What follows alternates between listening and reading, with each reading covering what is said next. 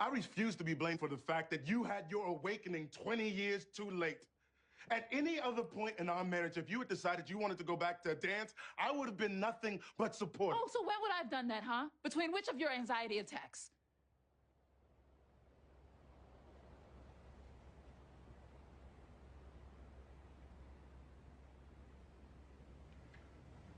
I'm sorry. I'm sorry. I shouldn't have. I did not mean.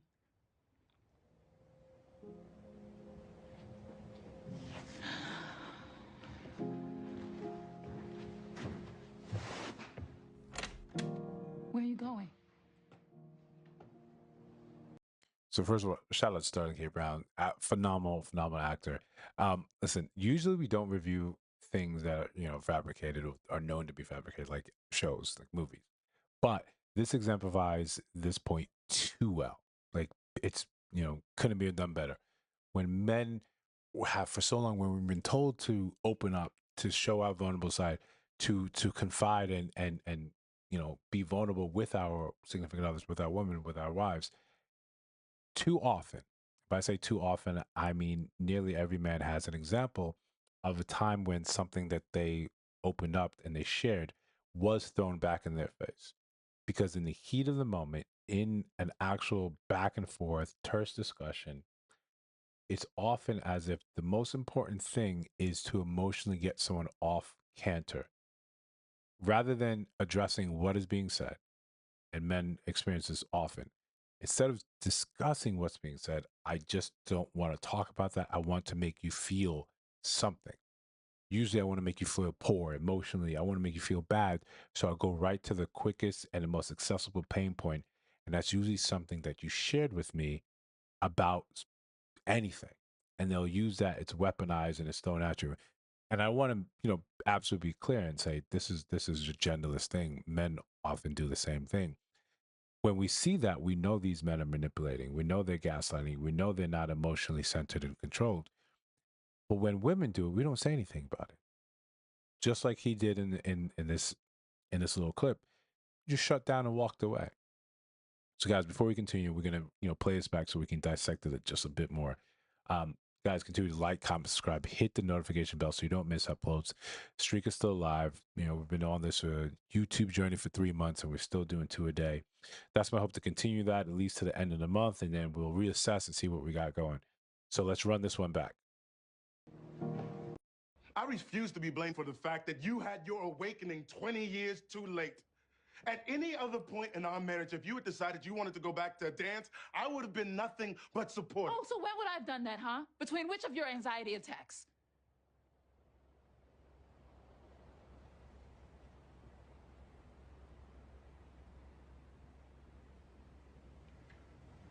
I'm sorry. So when we're in these situations, in reality, we think a sorry fixes it all. A sorry will just be a band-aid over what was just broken. That I could hold this situation long enough together and say, well, I said sorry. I said I'm sorry. There are things in which you should never even approach. There's some bridges that you should never cross, and then in some bridges you should never even approach. It lies in that direction.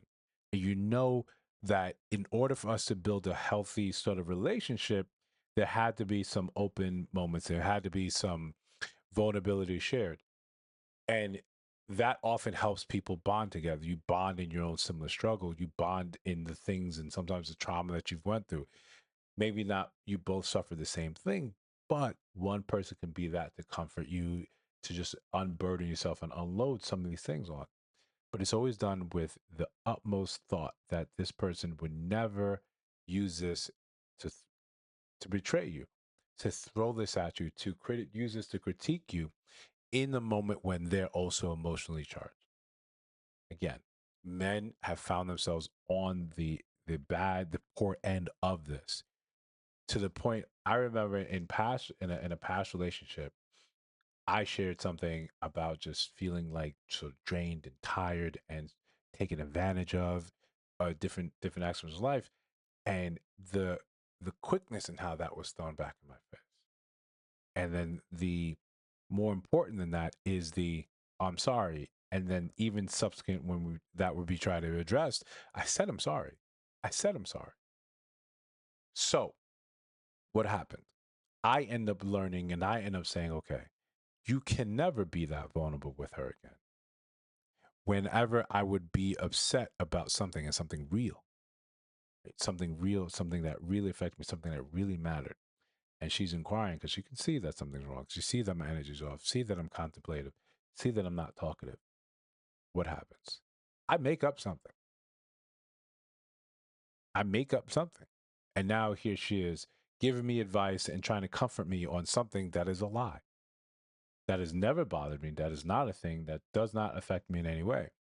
And unfortunately, it wasn't too long before the next argument, and that made up thing would be thrown in my face. And I it was the first time having. I was like, I'm kind of confused. What are you talking about? Oh yeah, that thing I made up to substitute real intimacy, real emotional intimacy, because I don't trust you anymore. That's really what it comes down to. I no longer trust you. So I'm feeding you stuff so you can fill that emotional that need where you think, hey, I need to feel emotion connected to him and he's sharing, he's open up these things with me. What men where they stand on these things, they simply think that you're looking for ammunition to use later on to win an argument in which you find yourself on the receiving end or on the losing end when a man is sitting there making points. And ladies, I know it has to happen. It has to happen. You're not always right all the time. So sometimes it happens. He's right. And instead of talking about the merits of it, what you instead want to do is make him feel bad. So you know where to dive. You know where to go. You go and, you dive into your backpack. You dive into your holster. You dive in and you pull out what you need to pull out. Hey, here's my weapon. Here's my ammunition for it. I'm going to load it with a highlight reel of your most vulnerable moments and I'll weaponize it. I'll weaponize the hell out of it. And then when I see if it affects you, like we see in this clip, right? When I see what affects you, then I want to know what to address. What he did here is what we should do as men. Once you're ready to share that information that's out there, right? Cool. Let's establish that that has happened. His reaction is perfect. I'm sorry. I shouldn't have. I did not mean.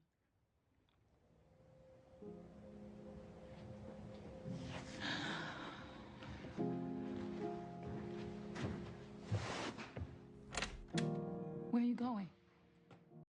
That's perfect. You did not mean you. I'm a big fan of treating you as an adult. You know what you're doing when you're doing it.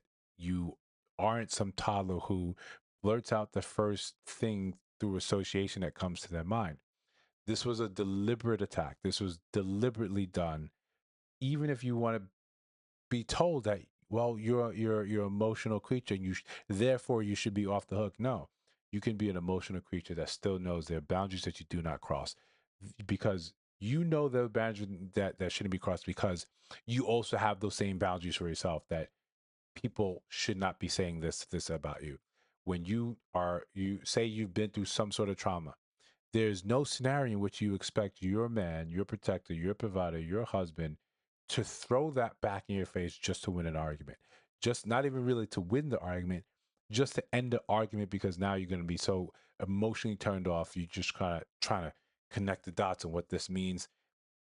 To me, sometimes those just come across as smoke screens, as distractions, where I just want you not to talk about this thing because you have a very real point, and I can't really defend against that. Or you said something that hurt me, and I just want you to feel the same now.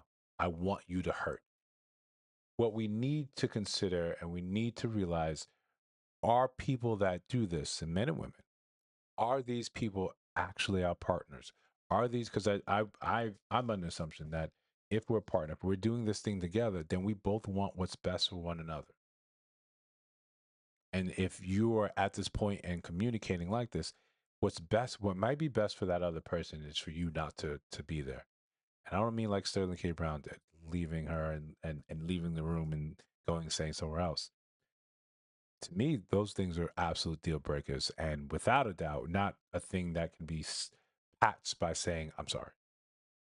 No, you need to sit in that and understand why you were so easy to use that, why you think you did, and then why we should even be together, because that will never be the last time.